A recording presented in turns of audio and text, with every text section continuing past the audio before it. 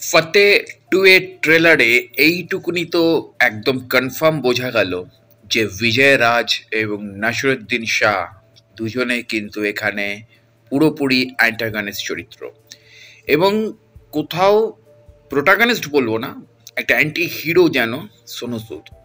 তো সোনু সুদের কাছে বড় চ্যালেঞ্জ আমি বলবো না, সে সন্দীপ রেড্ডি ভাঙ্গা ভারতীয় ফিল্ম মেকারদের কাছে একটা নতুন ব্রুটাল ইন্ডাস্ট্রিকে তৈরি করে দিয়ে গেছে, যার জন্য পরপর আমরা প্রচুর ব্রুটাল সিনেমা দেখতে পাচ্ছি।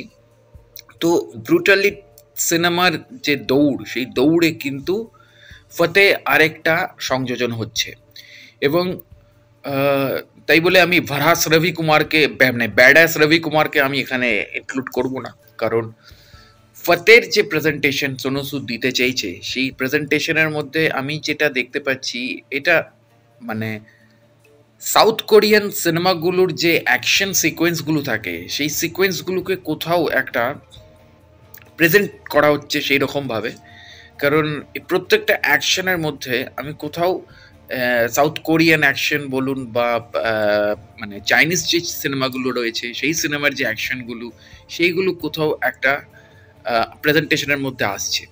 কিন্তু ঘটনা হচ্ছে ফতের সবচেয়ে বড় প্রাপ্তি আমার কোথাও লাগছে যে বিজয় রাজ বহুদিন পর একটা সিরিয়াস নেগেটিভ রোলে আসছে এবং তার সাথে সাথে নাসিরুদ্দিন শাহ।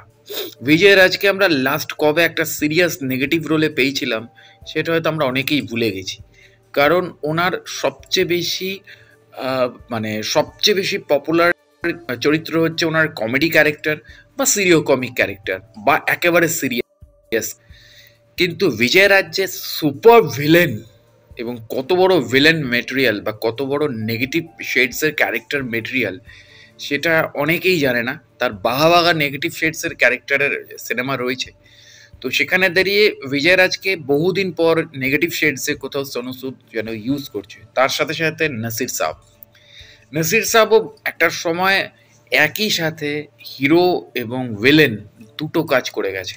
মানে ৮০ দশক ৯০ দশকে যদি আপনি দেখেন তাহলে দেখবেন একই সাথে উনি ত্রিদেবও করছে, মহড়াও করছে, আবার একই সাথে উনি আর্ট ফিল্মও করে দিয়ে যাচ্ছেন, পাড়ের মতন সিনেমা করছেন, আবার একই সাথে উনি চমৎকারের মতন সিনেমাও করে বেরিয়ে যাচ্ছেন। তো exactly is a complete package. Indian film ইন্ডাস্ট্রিতে যদি দুজন অভিনেতা কমপ্লিট প্যাকেজ আমি বলি তাহলে অবশ্যই সাহেব এবং কমল হাসান। কিন্তু কমল হাসান তাও নাসির সাহেবের থেকে এক কদম এগিয়ে, কারণ Kamal Hasan is a super dancer, Nasir Sahib হয়তো ততটা নয় অ্যাজ এ ড্যান্সার। তো সেই জায়গা থেকে দাঁড়িয়ে নাসির সাহেব এবং বিজয় রাজের যে ক্যারেক্টার প্রেজেন্টেশন সোনু করলো ফতেতে, বা যেটা আমরা আগাম ঝলক দেখতে পাচ্ছি ট্রেলার 2-তে, তাতে মানে ফতের প্রতি আরও যেন তৃষ্ণা বেড়ে গেল। কারণ ফতে সোনু সুদের ছবি, সোনু সুদের প্রতি আমাদের তৃষ্ণা রয়েছে। সোনু সুদ কত বড় স্টার, কত বড় অভিনেতা বা কত বড় কি, এগুলোর দরকার নেই। সোনু সুদ কত বড় মানুষ সেইটা আমাদের কাছে অনেক বেশি ইম্পর্টেন্ট। এবং সোনু সুদের এতদিন পর অ্যাজ এ হিরো সিনেমা আসছে বা অ্যাজ এ প্রোটাগনিস্ট সিনেমা আসছে বা as a anti hero cinema আসছে, এবং সেই সিনেমার ডিরেক্টর, প্রডিউসার সমস্ত কিছুই সোনু সুদ নিজে।